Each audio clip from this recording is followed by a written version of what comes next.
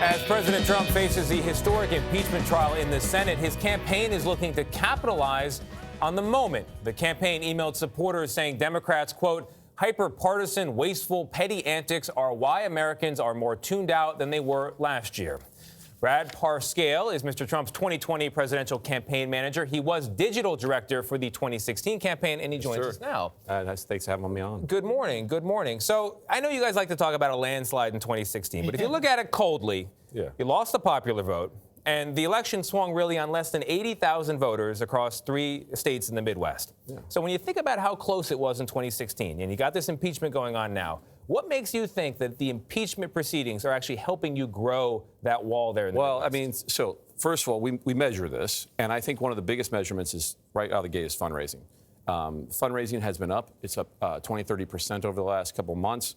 If you actually, I know that we always say internal numbers, but we have a lot of systems for that. The Republican National Committee has voter scores, there's polling, and even public polling now is showing the president climbing. Why don't the internal numbers match the public polling? Because the latest poll I saw was 51% supporting removal of the president. Granted, it's a CNN poll. I don't want to tee you up on that subject. Right. But, you know, there doesn't seem to be, there seems to be a disconnect. Yeah, we are a federal republic, and we have 270 to win. And so polling and national. Look, there's 3 counties in America that you could have millions of votes going towards the president. But if you start looking at states like North Carolina, Florida, Ohio, Pennsylvania, Wisconsin, Nevada, New Hampshire, and you start looking at the polling there, the president is actually doing very well.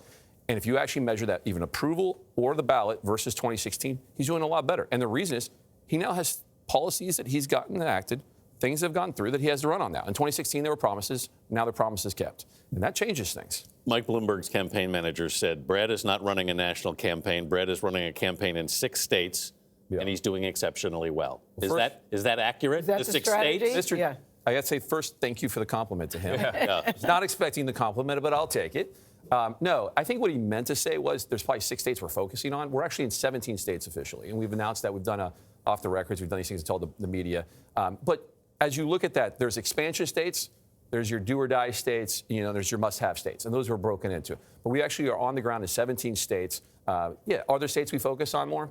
Those are called swing states. It's been like that for decades. So I don't agree with his states. I think what he was trying to mean is Brad only really needs to do great in 6 states because how bad they're doing on the other side. Well, because it was really tight in those states. He doesn't seem, though, to be expanding his base, Brad. Are you concerned about that?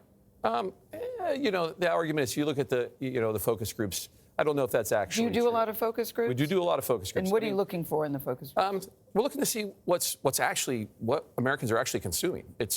What's funny is if you're in New York or you're in D.C. and you're on these shows, there's a bubble. Yes. There's a big bubble. You get out there and you ask them, hey, what's going on in impeachment? They're like, impeachment what? You know, I don't even know what's going on. You know, it's like watching paint dry. You actually think impeachment is helping you? It does help the base. It excites the base. Remember, turnout's important. I mean, there's tens of millions of people that will show up and vote for the president that might have not showed up. Look, 8.8 million disengaged in 2018. Voted for Trump in 2016, didn't show up. There's millions now that are engaged to show up. And I will tell you, the president has a larger base now significantly from 2016. But, you know, when you say that it excites the base, I think the rallies excite the base, too. But he stands up in the rallies. You have to admit, many cases, he's very loose with the truth. And so he puts out facts. He puts out things that are absolutely not true and that are unchallenged. Is that fair? Is that the way to run this I think the president has a presentation and an approach that is talking to the American people in ways they can consume. He's very popular with that.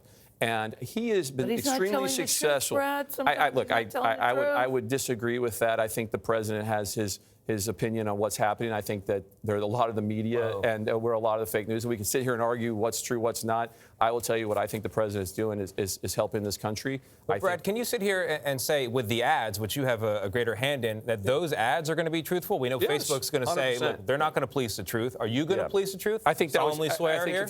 I think if you look back and you look at what Facebook actually said, and it was not reported much, and their COO came out and said, we did not do micro-targeting. But hundreds of thousands of people. Brad, because there's actually a good example of this. But back during the World Series, you guys put out an ad, a campaign ad, and you claimed that illegal immigration had fallen by half. And in fact, it hadn't. If you looked at it had gone up. So what do you mean when you say you're going to be accurate and honest in these campaign ads? Look, the president has done more to curb illegal immigration than any president. We had metrics. All that stuff goes through the attorneys, and we have stuff. If you look at the numbers. If you actually see what Homeland Security said there has been a huge tick down of those things. And those ads have backing for everything that's in there. And at the time we ran that ad, there had been a 50% decrease in illegal immigration from month over month. Not year over year. The ad was about month over month. We don't need to get bogged down on it. I want to ask you, Brad, you talked about fundraising and fundraising being up. The president's raised $140-some-odd million, which is significantly more than any of his Democratic challengers. But together, those challengers have raised 3 times as much as the president, more than 3 times. So, does that concern you? No. And what's funny is that's actually our committees in 2019. We're different. We are an incumbent. We're going through JFAs and JFCs. So it means we have joint funding agreements with the party. We give a portion of our money and our fundraising to the party. None of them are doing that. We actually raised $463 million as joint committees. So that is as the same or above them in most of the metrics. So it's yes, did we only put the $140 million in the DJTFP? But we also have Trump Make America Great Again. We have Trump Victory.